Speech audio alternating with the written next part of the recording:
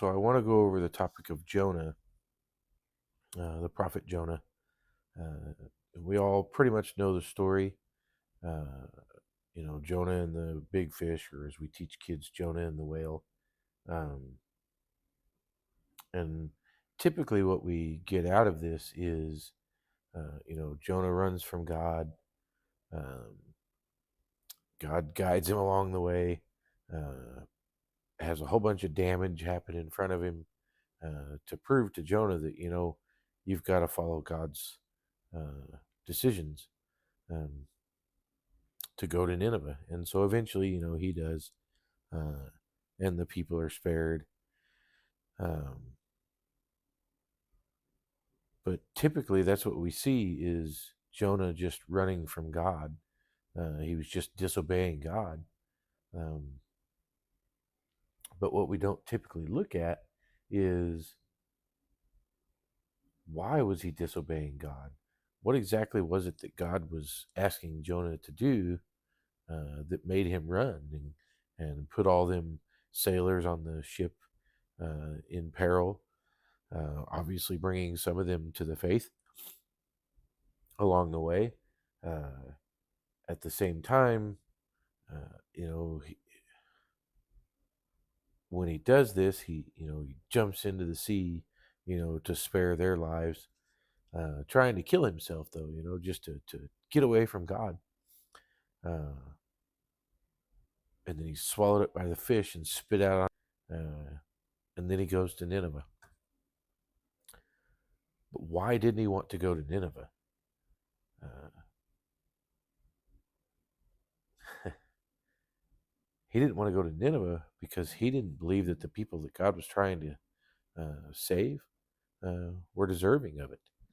Uh, it wasn't necessarily that he wanted to just disobey God, that he, you know, didn't trust what he was doing. He didn't want to let God do what he was doing. He didn't believe that they were deserving of God's grace. Uh, Sounds a little bit too familiar in our own lives. I know it has in mine. Um, we've all got that coworker uh, or friend uh, or somebody on the news.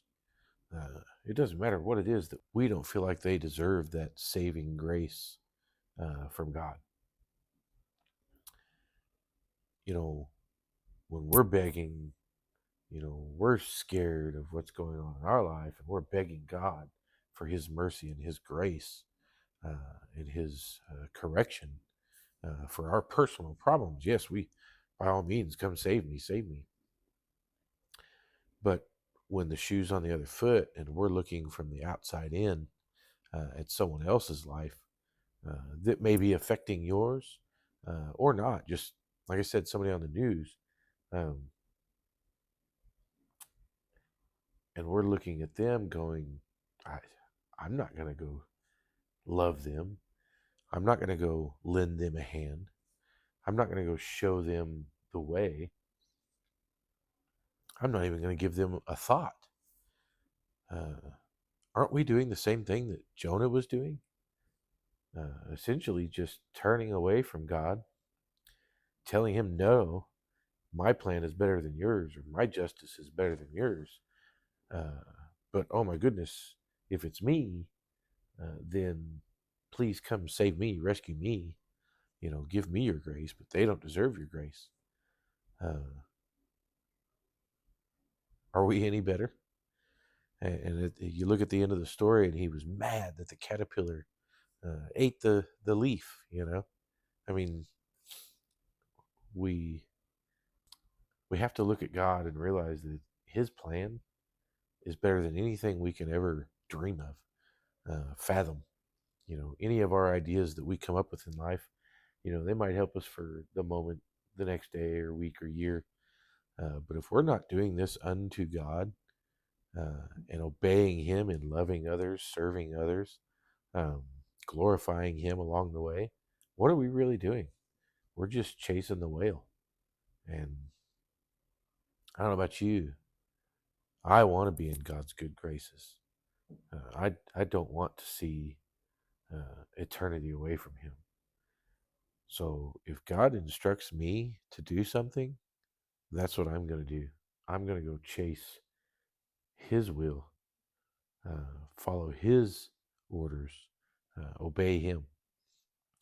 Don't get so wrapped up in self pity and loathing and um, me, that you don't see the beauty of those around us, that all of us are given the same grace.